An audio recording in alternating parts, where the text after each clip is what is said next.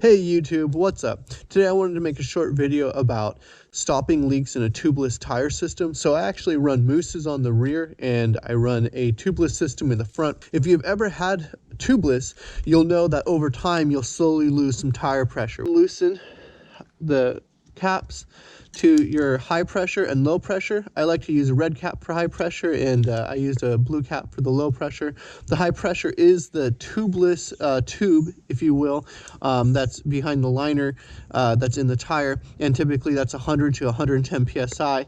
And then your low pressure is going to be whatever the tire itself you should run. If you're running trails, you're probably going to be in the 10 to 12 psi range. What you want to do first is actually pump up the high pressure liner. You want to make sure you have the right PSI, and it looks like we have exactly what we need. You probably can buy any type of tire sealant. This is actually just what I buy. It's carried at my local shop, and I'm pretty sure even the car stuff would work for you. You want to make sure you read the directions. We're going to use about 4 ounces of this for a front dirt bike tire. This particular one comes with a valve core remover, and you're going to want to use that to remove the valve core on the low pressure. And you'll feel the air come out of there. You know you got it. Then on this particular brand, it comes with a little tube. You're just going to put that over the valve stem. You're going to take the tire sealant and you're going to push the appropriate amount in there. I doubt it's an exact science, so you could probably just be a little generous with it and make it happen for you. The next thing you want to do is you want to return the valve stem back to the tire. And be careful with this because the threading, they're not like super resilient. They're just a tiny little thing. So you don't need to overturn them. As you saw, I was able to just turn it out with my hand. You probably will just use your hand to tighten it.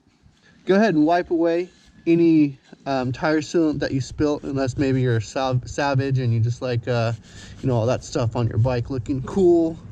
Go ahead and pump the tire up to the desired PSI. In my case, I'm looking for about 11 pounds of pressure. It's very, very little. Once done, let's go ahead and check the PSI. It looks like we're right on target. I'll run 10 PSI and then return the little valve caps back onto the tire. You're actually done at this point. If you're going to ride the bike and you're doing this right before you ride, just get on the bike and ride it, and you're going to move that tire sealant to the tire and you're going to be okay. If you're at home like I am today, go ahead and just put it on the stand so you can lift it off the ground and go ahead and spin that tire a little bit. That way it moves that sealant through the tire, helps lock down the tubes, and it makes the tire seal against that rim properly. If you guys enjoyed the video, hit that subscribe button. I'm a small channel. It's always awesome when someone does. Go ahead and leave me a comment if you'd like to. Till next time, guys.